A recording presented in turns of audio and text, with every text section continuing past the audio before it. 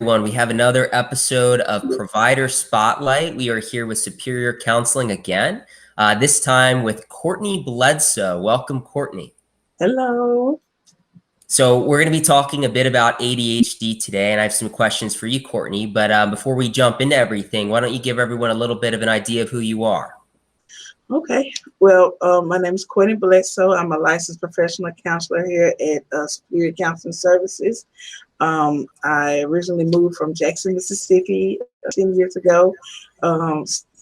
Moved to Shreveport for a counseling opportunity at a substance abuse clinic, and worked there for about 2 years. And 2 years in, I started doing mental health part-time. And ever since then, mental health been a part of my repertoire. But I've been a licensed counselor since August of 2019. Awesome. And are there specific, areas or specialties that you focus on, Courtney, or that you've worked a lot with over the years? Oh, I love substance abuse. Um, so, fun fact about me. I started at a substance abuse clinic here when I first moved to Shreveport. Then I went into mental health, and I let go of that sector, and then I started doing mental health for about 4 years, and I was like, I'm ready to go back, and so I started back there. But it was great getting the experience in the mental health field and taking it back to substance abuse. And so that way I was able to fuse everything together. And so I love having that experience. And also anger management. I love doing anger management, and of course, mental health, dealing with kids with ADHD. And I think that's about it. So what is it about working with substance abuse and anger management in the realm of mental health that you find fulfilling or interesting? The progress, praising them even with the little progress. I used to be angry, or anger is a normal emotion. So I used to react inappropriately with my anger, inappropriately 7 days, but now I'm down to 6.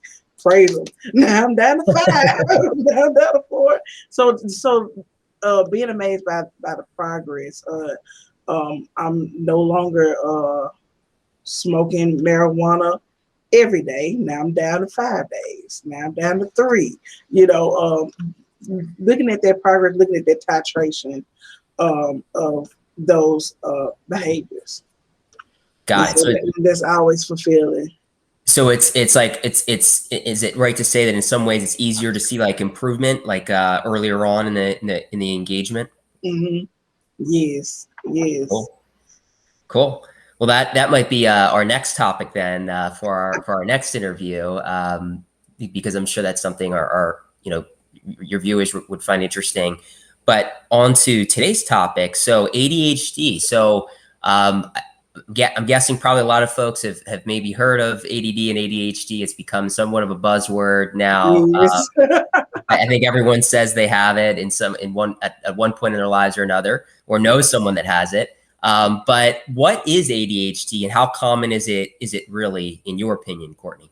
So ADHD, which is short for attention deficit hyperactivity disorder, is a mental health disorder that includes ongoing presenting problems associated with inattention and or hyperactivity and impulsive behaviors. And that can include being fidgety, tapping of the hands, constantly moving feet, constantly in motion, not being able to remain seated during appropriate times, climbing, jumping at inappropriate moments, essentially talking and interrupting others while they're talking, being easily distracted, difficult to stay on task, organizing tasks, planning tasks, losing things easily, forgiveness, carelessness, and it goes on. Failure to follow through on instructions and chores given, or avoiding or disliking things that take an extended amount of mental effort. According to the 2016 National Parent Survey, 9.4% of children has been diagnosed with ADHD, right? 9? You said 9.4%. Oh, wow. and that's 6.1 million. And so out of that, you have 388,000 children between the ages of 2 to 5, 2.4 million between the ages of 6 to 11, 3.3 million between the ages of 12 and 17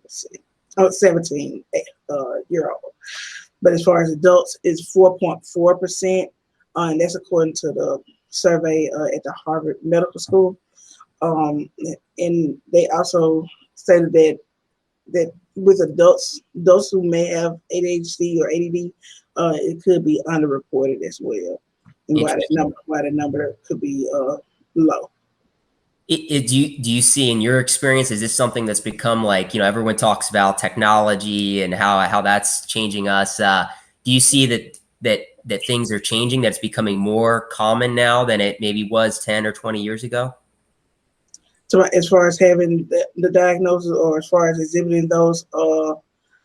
symptoms? Yeah, that's a good question. Yeah. So yes, because with virtual learning, parents can see firsthand what the teachers are experiencing at school, not being able to stay seated for a long period of time in front of the screen when they used to interacting with others or disrupting others.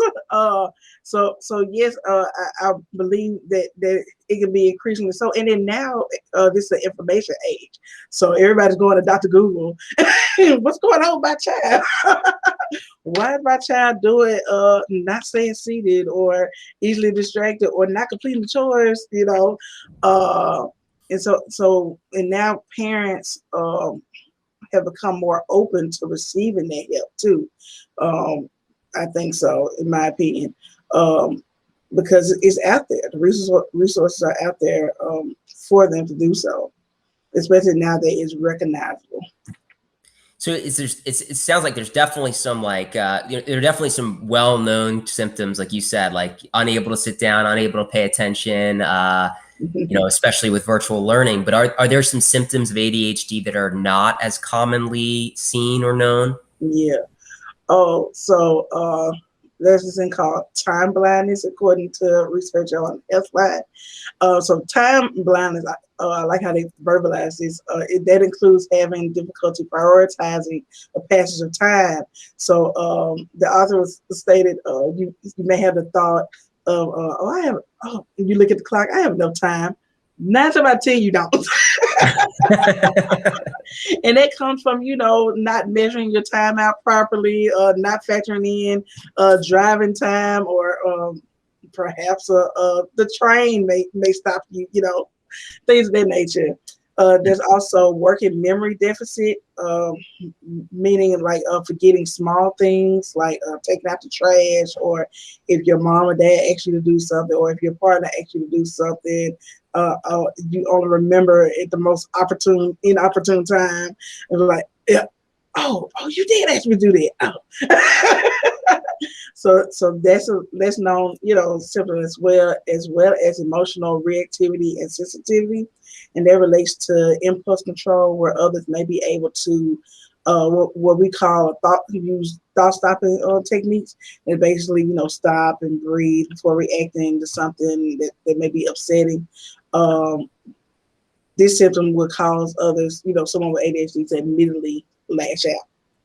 So those are some less known symptoms. That's news to me. I had no idea what you said. Time blindness, was that? Mm-hmm. Yeah. And then the working memory deficit. That